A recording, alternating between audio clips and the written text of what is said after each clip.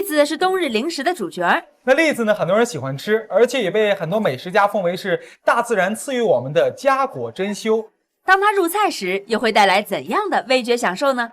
经典鲁菜板栗烧蹄筋，让你体会 Q 弹与绵软的结合。饭后甜品桂花栗蓉羹，清新爽口，香甜软糯，让人陶醉其中。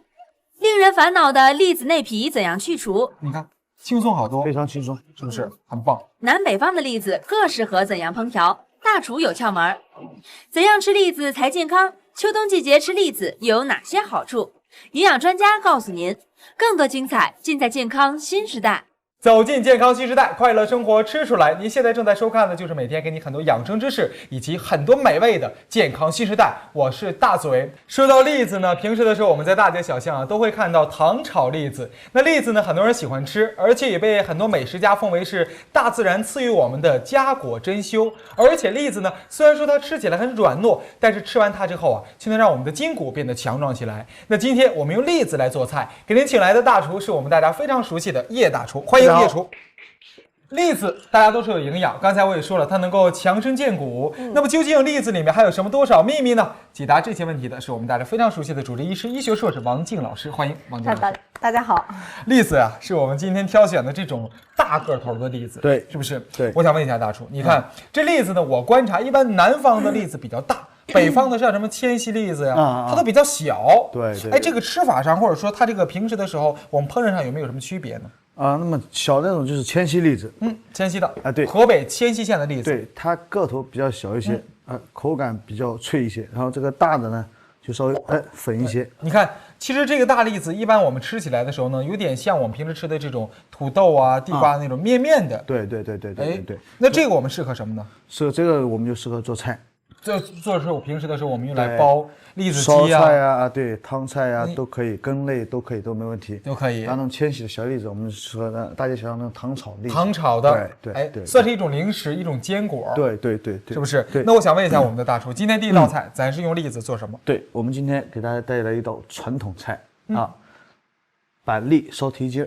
板栗烧蹄筋儿，现在呢就要教你做。今天咱这个栗子已经准备好了，好，这边蹄筋儿呢也是这个猪的蹄筋儿还是牛的蹄筋儿？猪蹄筋儿，猪蹄筋。对，栗子呢，一般我们在市场上买的时候呢，这种都是带皮儿的。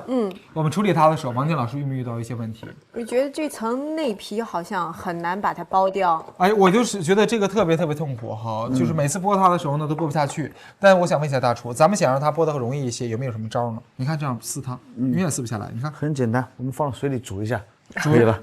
煮那不就是熟了？稍微煮一下啊，就稍微煮一下。煮一下的目的是让它脱皮吗？对，脱皮。煮一下就可以脱皮。对，煮一下。那放热水里面泡也可以。泡的话应该是用热水。热水泡，一边泡一边剥，最好是对，最好是煮一下。哎呦，就是煮一下，煮多久呢？大概3-5分钟。这个栗子呢，现在3-5分钟这么慢慢的焯着。那这边呢，咱应该处理一下蹄筋儿，对，是不是？大厨，其实蹄筋儿呢，我们现在发现市场上呢有一些特别白的蹄筋儿，又有一些呢这个外表看上去有点脏乎乎的那种，然后还有那种新鲜的蹄筋儿。咱在挑选的时候，这不一样的这个蹄筋儿怎么来挑选呢？泡。现成的蹄筋吧，最好是挑我们现在这样的比较黄一点的。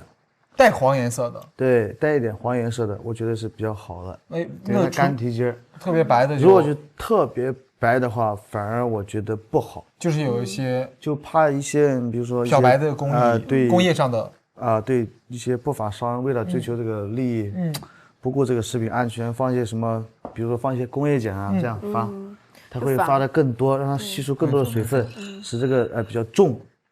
压秤，对，反而更白的、更晶莹剔透的是不好的，对，反而更不好。对，然后再一个就是弹性，看看摸起来是不是有弹性，不是说一掐就很碎，不是那种很脆，要有韧性，韧性就稍微足一点的就可以了，是吧？这样。然后呢，我们如果是买回来之后，我们给它改刀，现在开始做了，对，是不是？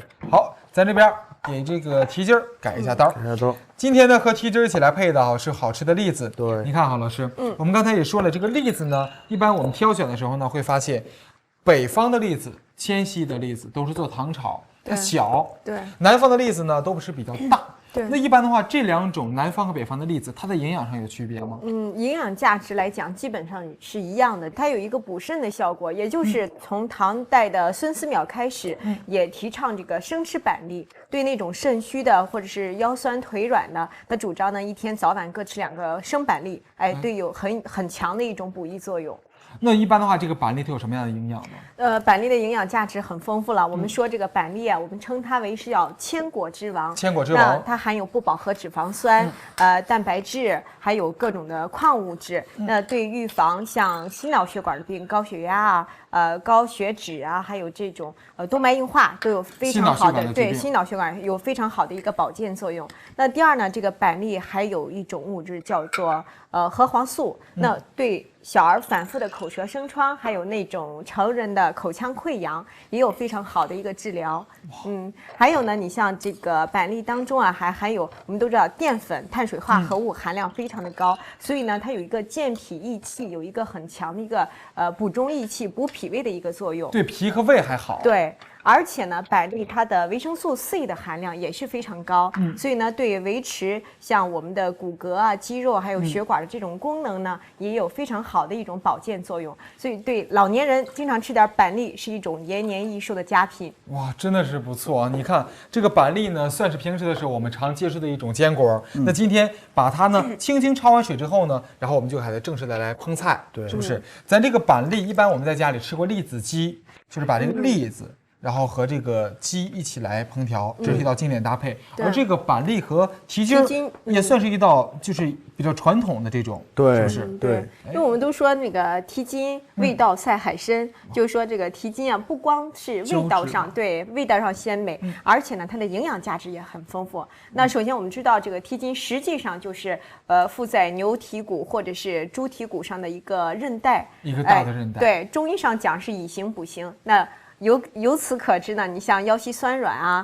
腿脚不利的人，或者身体虚弱的人呢，经常吃点蹄筋，有很强的一种补益。蹄筋和板栗都有这样的强筋骨的功能。强筋骨的作用，对那种正在生长发育的青少年，还有那种像更年期的妇女啊，容易出现这种钙质的流失啊、骨质疏松啊，老年人多吃点这种蹄筋板栗。很有好处，很棒啊！真的是。这边呢，你看哈，它搭配的时候呢，它也考虑到这一点了，所以说这是一道经典的菜。对，而且这个蹄筋它有这个就是胶原蛋白非常的丰富，它的脂肪含量呢又非常的低，而且呢不含胆固醇，它能改善我们细胞的这种功能，促进细胞的代谢，所以对保持我们皮肤的弹性和韧性也非常的有好处。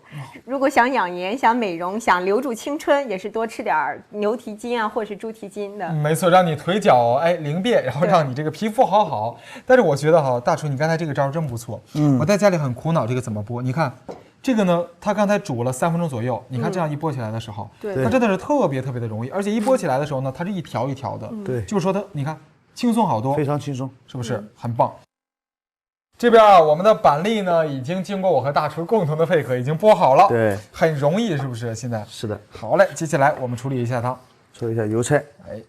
其实说到这个板栗啊，它以前呢也被叫为这个在西方世界叫为人参果。然后10月份的最好。对，10月的板栗笑哈哈，都有这句话哈。其实你看这个季节呢，刚刚好是板栗上市的季节。对。然后我觉得，上市不久，然后吃点它，然后搭配上蹄筋一起，还真不错。那其实你看，今天我们把这个菜心呢烫的时候也加一点油。对，这是有想法的。对，让它更亮，更亮一点，提亮。好。把这个油菜烫的时候呢，记得哈，来一点油，能够提它的亮度。油亮嘛。你看，真的是表面上很绿。好，这个时候蹄筋也需要先提前焯一下水，烫一下。这个蹄筋它焯水的目的主要是，去除一下它这个腥味，去腥。好，这边我们加上锅，我们烧上油。咱要准备炸一下蹄筋吗？还是说炸一下？拉一下油。好。这边要放点油，那这个板栗为什么说这个上市的时候刚好也是秋冬季节，是最适合人吃板栗的？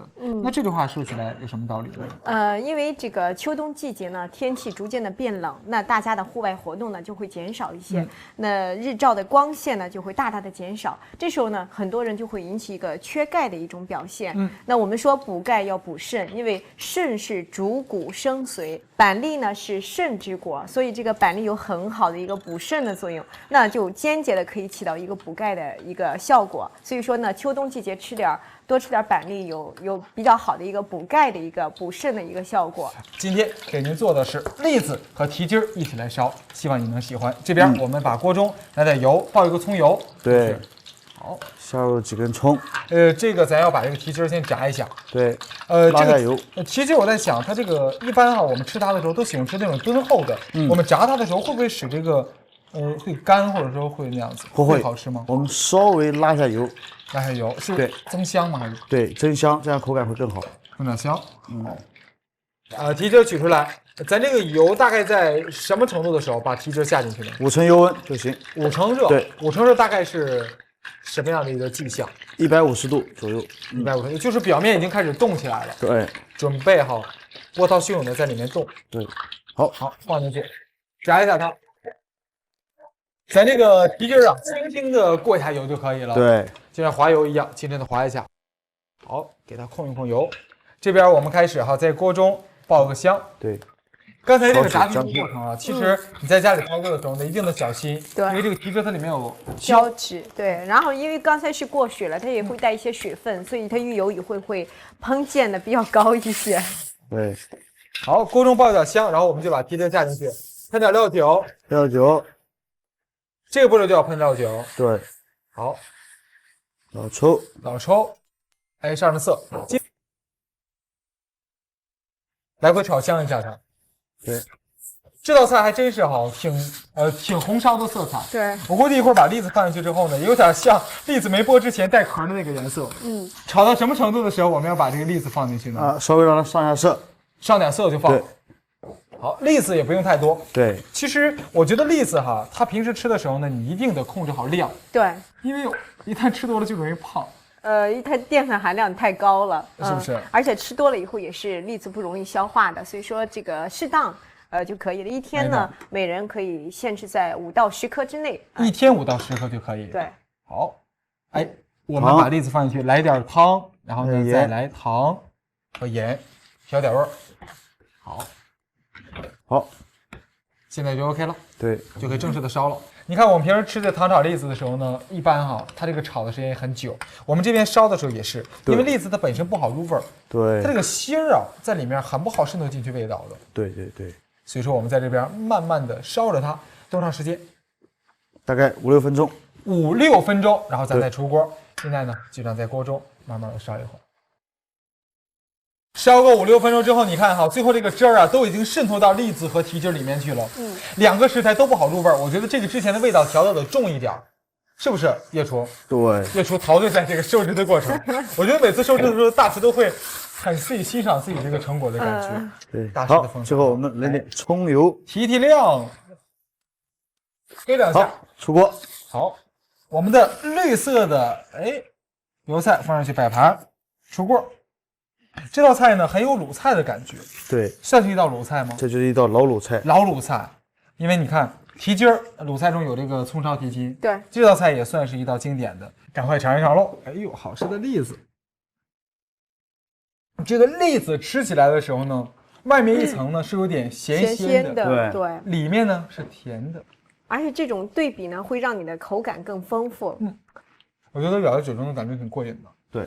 栗子真的很好吃。今天这道菜只是用栗子做的第1道菜，咱还有第2道好菜。第2道好菜名字是什么？对，桂花栗蓉羹。咱也是选择非常好的栗子。对，剥好了皮，就是刚才呢，咱记住用开水煮完之后把皮剥下来了。对。好，接下来我们怎么处理呢？我们把栗子剥好皮的栗子用水再煮一下，还有给它煮到全熟。这次是对。上一次我们给它放在水中呢煮的时候呢，只是微微的烫一下，利于它这个皮剥下来。而现在我们煮的时候呢，彻底给它粉碎。是不是？好，栗子呢，在以前啊，人们结婚的时候都喜欢吃栗子，代表着早日立事业，早日的有孩子，早生贵子。所以说这个栗子哈，真的是寓意还挺好的。而这道菜呢，也是一道算宫廷系列的那种菜品。对，好，那么这边呢，好，我们就重新起到一个锅。好，我们把这个准备的桂花，藕粉，藕粉，还有我们的冰糖。这个时候呢，我们就可以先把冷水慢慢的烧，我们加入这个冰糖。先加冰糖，这个比例有没有要求？比如说藕粉、桂花，桂花肯定是随性你自己来了。桂花对，随性太多什么样就来什么样。对，稍微少一点，因为这个桂花的味道非常香，非常的浓。没错。对，然后呢，冰糖的和这个藕粉的比例呢？冰糖大概也就是说根据你个人的口味，也许可能有人喜欢甜一些，就可以多加一些，都可以，都没问题。那藕粉到最后的时候，我们在放的时候边搅的时候，我再给大家介绍。适量酌情啊，好，不要太稠，也不要太稀。这个藕粉是不是就是用藕，然后最后面变成的粉？对，是这样吗？对。可是它看上去有点像像小酵母，对，是不是？有点像酵母的质地。对。中医上把这个藕粉啊当做一种，怎么说呢，就是做药膳经常用的一种食材。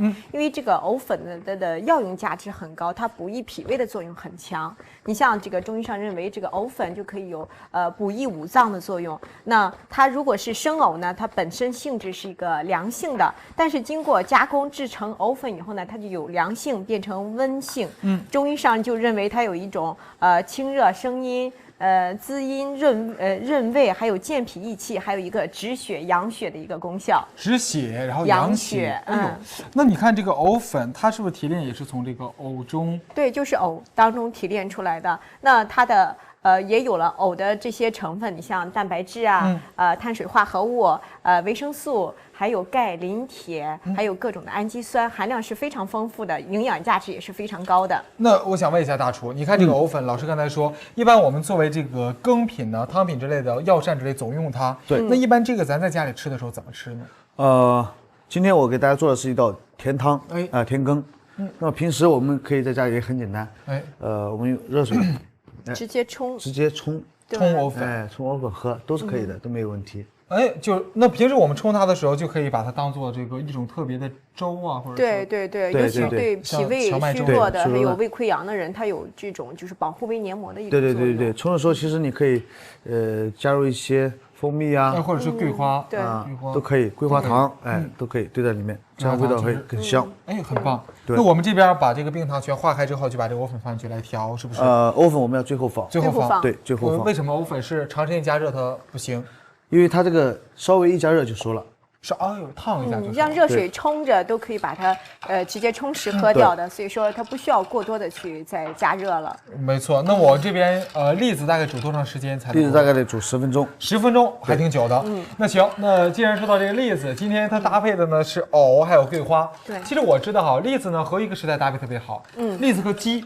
对，栗子鸡这道菜，我个人太喜欢吃了。对，我觉得这个栗子鸡哈，如果说你没有这栗子，吃这个鸡就感觉没那么弹，但有这个栗子，它那个糯反衬的这个鸡肉，弹到这个牙都有这个感受的那种。它不光是这种做菜的一种口感上的搭配，对，口感上一种经典的一种绝配。从营养价值来讲也是非常适合的，因为这个栗子我们讲是肾之果，它补益肾脏的这个功效很强。那鸡肉呢是一个温中补虚、健脾益胃的，这两种食材搭配在一起，那对这种脾胃虚弱的、肾虚的人呢，作为一个食补的一个食材，很棒。那栗子和鸡搭配比较好。那除了这个之外，有没有什么栗子和什么食材搭配更好的推荐给大家呢？你像这个栗子和薏米也是挺好的一种搭配。薏米就是我们现在那种很流行的粗粮。对，中医上又把它当做是一种。这个中医上把栗子和薏米都是看作是一种药食兼用的一种食材或者是药材。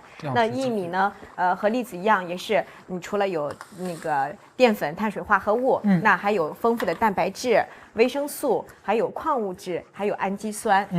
而且呢，这个薏米当中呢，还有一种脂类物质。现在研究发现，这种脂类物质有很强的一种抗癌的效果。抗癌，对。所以说，这个栗子和薏米搭配呢，就对于那种脾胃虚弱的呀，还有心脑血管的病人呢，都是非常适合的。那这么说，其实你看哈，栗子它本身特别好，然后咱在家里的时候呢，偶尔也会做点什么粥品之类的。对，我觉得可以在这个粥品中加点薏米，因为薏米现在很多人都知道，对，煲粥的时候买一点儿，对，然后很流行，对，非常流行。感觉家里用点薏米来煲粥呢，很特别，很时尚。对，然后你可以适当的把点这个栗子放进去几颗。对，但栗子的控制住量，一天5到10颗。对，因为我们认为这个栗子呢是生极难化，熟易滞气，也就是说呢，如果生吃栗子呢，它是很难消化的，但是熟吃栗子呢也容易引起一个脾胃的胀气，所以说一定要控制好栗子的量，一天5到10颗可以了。您想怎么吃，咱呢就在家里哈，想着法的来吃。今天呢，我们的叶大厨教你来做的呢是一道这个甜羹菜。就在我们说话间，大厨已经将一些枸杞哈放入这个冰糖水之中了，对，化开了。接下来我们该怎么处理呢？接下来我们就把这个栗子给它取出来，然后放进我们这个羹里面。一般在家里的10分钟左右，栗子呢不仅不容易成熟，还不容易入味儿。一会儿我看看大厨怎么来处理，才能让这个栗子呢跟这个甜品里面的糖充分的入味。我们稍微拿刀把它按一下，要给它压成蓉吗？不用太碎，稍微压一下就可以。这就是让它入味的方法，看到没有？栗子如果说直接放在里面去，就是泡了一下，对，吸收不了甜味。而你压它一下呢，里面那个一些接触面多了，然后你就会甜味渗透到。我们也不用要它太碎，稍微有点，那种感觉有口感，这样，就是你是嚼着吃的一道汤品。有点果肉在里面。我们今天讲这个栗子，它有很好的这种养生效果，但是也是要提醒一些那个糖尿病人，因为这个栗子它的淀粉含量很高，所以说糖尿病人呢也是要适当的吃栗子。再一个呢，对，再一个如果你吃栗子呢，有适当的减少其他主食的一个摄入。把它当做主食，然后呢，千万记住，其实有它之后呢，就可以补充自己一天的能量。对对对，可以替代一些大部分的主食了。我在家里喝汤我更喜欢喝的是什么？比如说你饭前喝的汤，我喜欢喝咸汤。对。但饭后呢，我就喜欢来一点甜汤。很欧式饭后甜点。饭后就甜汤，感觉很舒服，就这一顿饭好像画了一个完美的句号，否则就是一个逗号。很清口，很爽口。然后吃完它之后，就感觉心情也好。对，因为甜品会快乐。对，再一个我们吃菜的时候可能会是有一些油腻的感觉，吃一点甜品也会解除一下油腻。绝对会解除油腻。我呢是每顿饭都保证有肉的，然后呢饭后来一点甜汤会很开心。对，这个汤还不错。好，我们这边把它压碎，然后放进我们的甜汤里面去。对，这时候呢，其实我觉得就应该放桂花糕了。桂花这个不是桂花糕，是我们的桂花这个桂花。对，其实今天用的。今天用的每一样食材都是很好的一种药材。桂花也是。对，桂花也是。桂花有它的含有芳香物质嘛，芳香物质有一种化痰止咳、吸湿痰液的作用，而且呢，对去除口臭效果很好。对，还有一种杀菌的作用，对那种口腔的细菌的预防也很棒。包括枸杞也是补气血的，对，补气血还有明目的作用。好，这个时候我们让它慢慢的下入这个藕粉，一点点的往下下，边下的时候就边要搅，慢慢的搅。那肯定不要下太多量，一点点这么一点点往下撒，然后要搅动，一个方向搅吗？对。那这时候搅的时候，我们的火力呢控制在小一点，小火，小一点。加入藕粉之后，这个汤立刻变得稠了。我感觉这个藕粉下进汤里面之后呢，这个汤会变成灰白色。并没有想象的那种很纯白的颜色。我还以为是那种像那种洁白的藕一样。没想到是这种有点棕色的感觉。对，调它这个比例要很多吗？我们这么多汤的话要1碗吗？要不了，半碗啊，半碗。就根据这个稀和薄的程度呢，根据你自己的喜欢。对。如果你喜欢这种呢，相对来讲要稀一点的，你就可以少放一点。对。喜欢稠的那种甜汤，你可以多来一点藕粉。对。会越来越稠，我觉得自己在做这道菜品的时候呢，心里会逐渐的变得开心起来，因为自己的手一直在搅动，锅中一直在见证这种变化。从稀到稠，然后从稠呢到出锅，挺快乐的。什么程度是咱们最想要的？稠到什么程度？稍微有点稠，像根儿一样，像粥一样，比较浓厚的粥一样，像粥一样。它出锅之前呢，已经稠到几乎看不出来原来是一道汤，而是彻彻底底的一个羹。对，真的是。好嘞，出锅了，咱们呢，赶快一起来尝一尝，好不好？来，赶快。来，这应该勺子来吃，是不是？我来给大家盛。好嘞，谢谢。先王静老师来吧，王老师。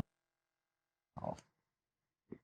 哎呦，你看它从这个火上拿下来的时候呢，还会咕哒咕哒的冒泡。好，大厨你也尝一尝。